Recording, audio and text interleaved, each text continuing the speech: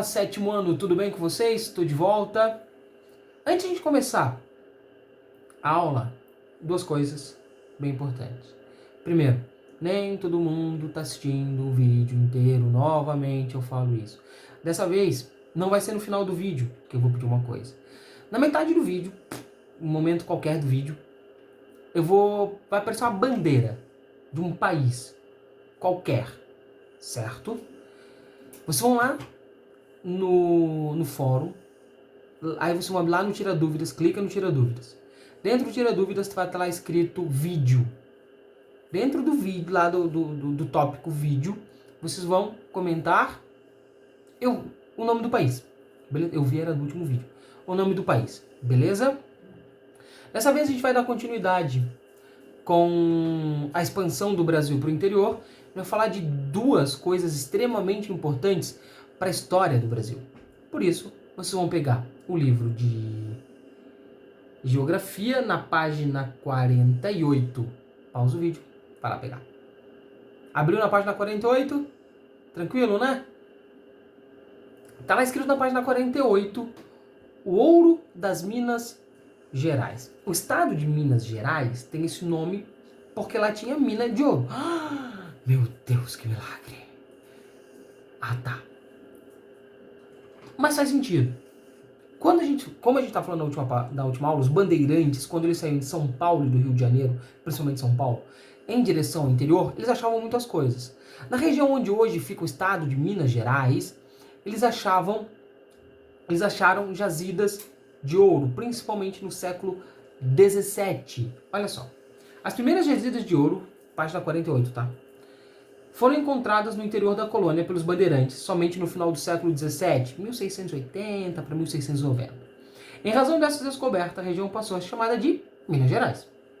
A descoberta das minas de ouro e diamante atraiu milhares de pessoas para a região, para as regiões mineradoras e provocou a transformação na ocupação e organização territorial do Brasil colônia. No ano de 1763, a sede do governo geral foi transferida de Salvador para o Rio. Olha só como foi importante essas jazidas de ouro. A nossa capital ficava em Salvador, no Nordeste. Ela passa para a cidade do Rio de Janeiro. Por que a cidade do Rio de Janeiro? Primeiro que era uma cidade grande. Já tinha, na época, mais de 200 mil habitantes. Para ter uma ideia, já era o tamanho de Paris. Por uma cidade nova, era bastante coisa. E outra coisa, ficava próximo da região de mineradora. Então você conseguia ir de cavalo. Levava alguns dias, mas você conseguia ir de cavalo da capital para onde tinha ouro. Que era onde tinha dinheiro, o que valia. Né? Vocês vão entender por que é tão importante ficar perto do ouro. Rio de Janeiro. Com o objetivo de garantir a fiscalização das minas, evitando o desvio ou contrabando de ouro. Ou seja, eles queriam cuidar para que ninguém roubasse. Ah, mas o ouro não era do rei. Era. E dava para cobrar mais imposto. Olha só. Então a ideia era arrancar um pouco mais de dinheiro da população que ali morava. O pessoal que pegava ouro tinha que dar uma parte. Por exemplo, eu peguei 1 quilo de ouro. É ouro pra caramba, tá? Eu peguei 1 quilo de ouro. Eu vou ter que ficar. Eu posso vender 800 gramas, 200 gramas eu sou obrigado a dar pro rei. Isso é imposto, certo? A mineração foi também a primeira atividade econômica a promover uma ocupação mais intensa do interior do território, estimulando a fundação de várias cidades, como Vila Rica, que virou a cidade de Ouro Preto, que é dessa foto aqui, essa cidade de Ouro Preto. Cara, uma cidade que era a cidade mais rica do Brasil. Tanto é que o nome era Vila Rica. Curioso. A cidade de Mariana e até mesmo Cuiabá, no Mato Grosso. Tá vendo essa igreja aqui? Era uma das igrejas mais antigas do Brasil. Ela foi construída por volta de 1790. O altar dela, a parte onde o padre fica, sabe? Era de ouro puro. Para vocês verem o tamanho da riqueza que tinha nessa região. E as pessoas iam morar nessa cidade porque elas tinham chance de ganhar dinheiro. Porque se você achasse uma jazida de ouro, ela era sua. Sua, entre aspas. Ela era do rei, mas você poderia utilizá-la. Ou seja, você não precisava ser empregado. Basta você ter um pouco de sorte, vai. Então muita gente garimpava no rio. Cara, era muita gente. Aí o que acontece? Diferentemente das áreas onde tinha cana-de-açúcar e também... esqueci. Café. Café, a gente vai falar depois do café. Quando eu falar do café, eu esqueci. Cana-de-açúcar e café, as pessoas viviam espalhadas, porque tinha uma casa, aí tinha uma fazenda, aí lá longe tinha outra casa. Aqui não. Como não existiam as fazendas entre uma casa e outra, não existia fazenda ali, todo mundo ia para essa região de morro aqui, principalmente retirar ouro e diamante, as pessoas começaram a morar próximo. Então a gente tinha umas que nós chamamos de zoneamento urbano. Não era mais uma região rural, e sim urbana. Essas necessidades necessitavam de mercadorias para abastecer a crescente população.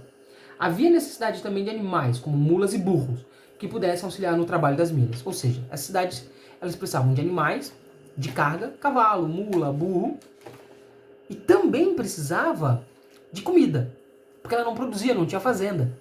Então o que acontecia? Existiam os tropeiros. Tropeiro é que anda em tropa. Esses tropeiros iam até São Paulo, até o Rio de Janeiro, que eram as grandes cidades mais próximas, levava dias, porque aí você ia a cavalo, pegava mulas, burros e comida, levava até Mariana, Vila Rica, Cuiabá, enfim, todas essas cidades muito ricas para vender lá. Deu para entender? Então esses caras andavam quilômetros, dias, né, no meio do mato para fazer o caminho de ir de volta. Lembra que eu falei que os bandeirantes no vídeo passado, eles iam, mas não voltavam, alguns ficavam pelo meio do caminho? O mesmo acontecia com os tropeiros.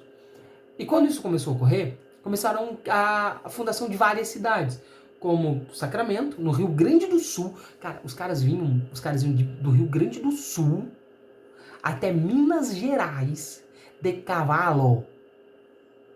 Mas valia a pena. Dá uma grana. E outra cidade muito famosa, muito grande, a cidade que é a maior cidade do interior, a segunda maior cidade do interior de São Paulo, a cidade de Sorocaba, certo? Virando a página.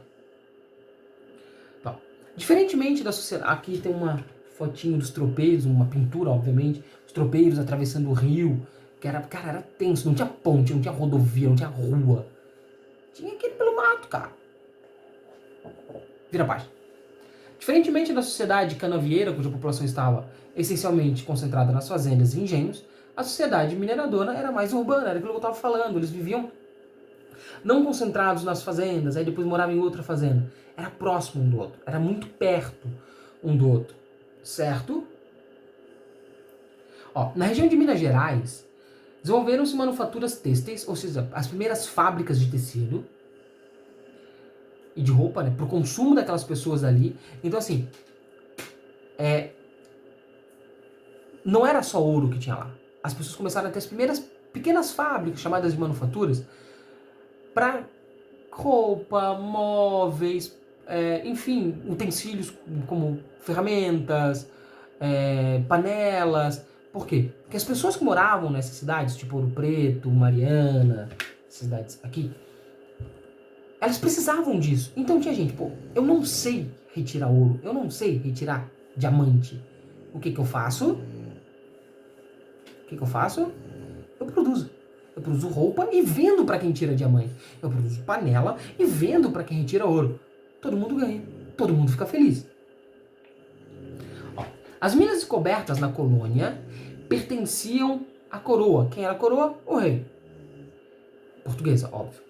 Que concedia lote àqueles que tivessem condições de explorá-lo.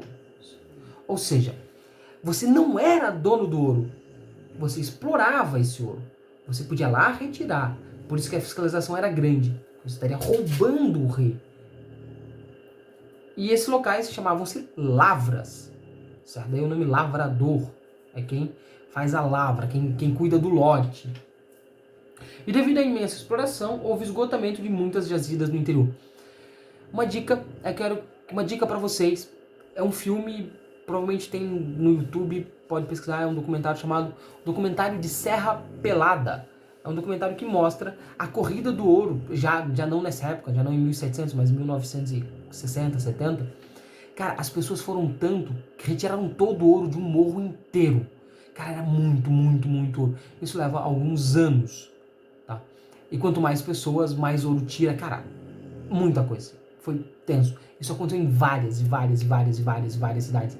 E o curioso é que algumas cidades que o ouro acabava, elas eram abandonadas. Tipo, não tem mais... Por que eu tô aqui? Antes eu tava pelo ouro. Não tem mais ouro. Eu vou pra outra cidade. Vai me dar um dinheiro. Certo? Além do ouro, agora eu quero que vocês vão para a página 50 e... Tá abrindo aqui... 52. Porque aí o Brasil entra numa era que todo mundo tinha certeza que o Brasil seria um dos países mais ricos do mundo, se não mais. Chamado do Império do Café. O café é uma das bebidas mais consumidas no mundo. Estimativas dizem que o café só não é mais consumido que água. Pra você ter uma ideia, as pessoas bebem mais café do que cerveja, do que refrigerante, de qualquer outra bebida. Café é a segunda bebida mais consumida no mundo. Para você ter uma noção, certo? No dia 7 de setembro de 1822, vocês estão cansados de ouvir isso, Dom Pedro I tirou a espada e falou: independência ou morte! E a partir desse momento a gente não mais precisava pagar para a coroa portuguesa. Nós éramos independentes, nós fazíamos as nossas próprias leis e trabalhávamos da nossa maneira, correto?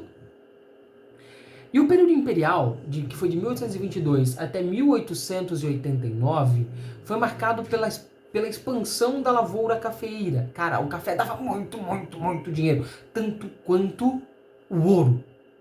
Cara, assim, a gente ficou bilionária vendendo café, certo?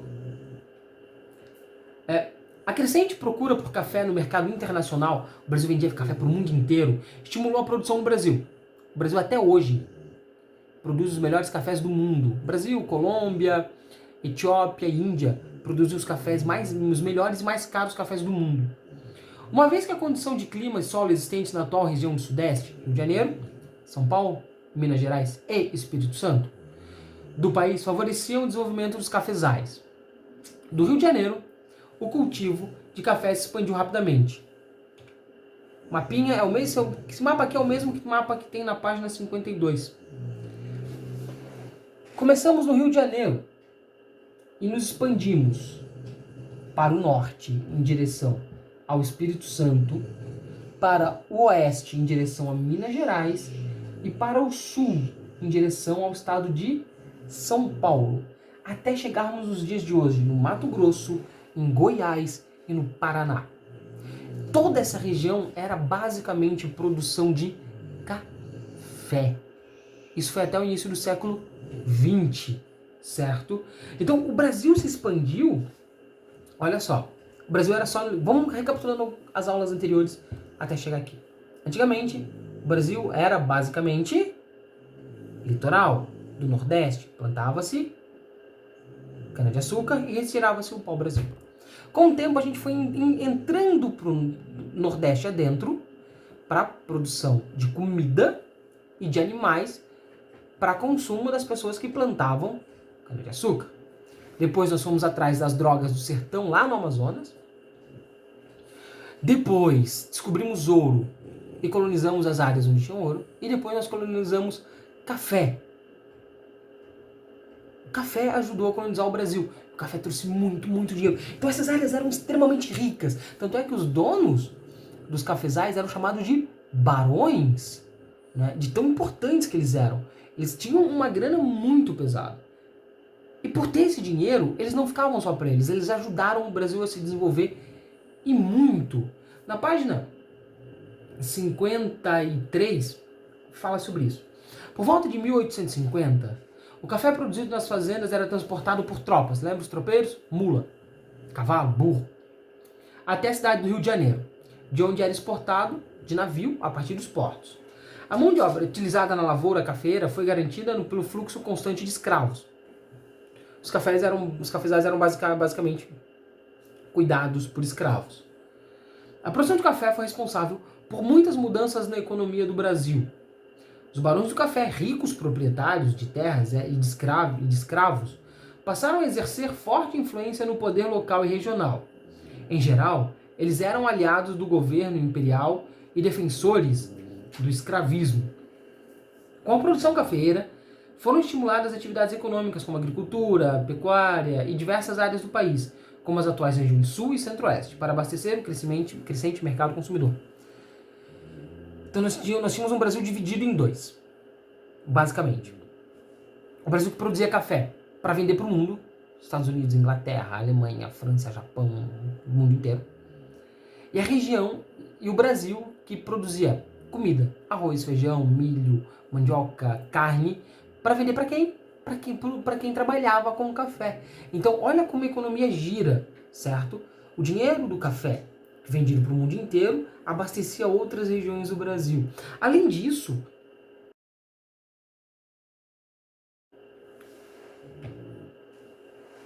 os barões do café construíram centenas dessas daqui, ó, ferrovias. Essas ferrovias, elas transportavam muito mais rápido, muito mais barato, o café das suas fazendas até o Rio de Janeiro, que botava depois no navio e depois mandava para o mundo. Então isso desenvolveu muito o Brasil, porque isso não carregava só o café. Carregava café, carne, milho, arroz, feijão, tudo que vocês imaginem, até mesmo pessoas. Então a malha, que a gente chama de malha ferroviária no Brasil, ela cresceu e cresceu muito por causa dos barões do café. Certo? A produção do café transformou-se Rio de Janeiro e São Paulo nas cidades mais importantes do Brasil por dois motivos, tá? Agora eu quero que vocês entendam que São Paulo e Rio de Janeiro não eram as cidades mais importantes do Brasil até a descoberta do ouro em 1750, 1740. Primeiro, a cidade de Rio de Janeiro se torna mais importante a partir do momento que ela é próxima de Minas Gerais, Rio de Janeiro, próxima de Minas Gerais, e se transforma na nossa capital para fiscalização do ouro. E São Paulo se torna a cidade mais importante do Brasil porque ela vira o que nós chamamos de entreposto comercial. Ou seja, todo o café do interior de São Paulo, de parte do Rio de Janeiro, ia até a cidade de São Paulo, era descarregado na cidade de São Paulo, e de São Paulo ia até as cidades de Santos e São Vicente. Em Santos e São Vicente, o café era colocado em navios que eram mandados para a Europa e para os Estados Unidos. Então São Paulo e Rio de Janeiro viraram concentradores de riqueza. Todo o dinheiro do Brasil passava ou pelo Rio de Janeiro através do ouro e do café, ou por São Paulo através do café. As cidades cresceram, porque tinha dinheiro, tinha emprego, tinha chance de crescimento, e também, essas cidades também cresceram por estarem localizadas em locais muito específicos. A localização dela é muito específica. O Rio de Janeiro, próximo de Minas Gerais e no litoral, próximo a pegar navio e ir embora. É a cidade de São Paulo, porque ela ficava no pé, no que nós chamamos do pé da Serra do Mar. Ou seja, para você sair do interior de São Paulo e ir para o litoral, você tem que descer uma serra. Qual é a última cidade antes de começar a descer a serra? São Paulo. Beleza? Essa foi a aula de hoje. A gente se vê numa próxima semana. Eu espero que vocês tenham gostado e tchau!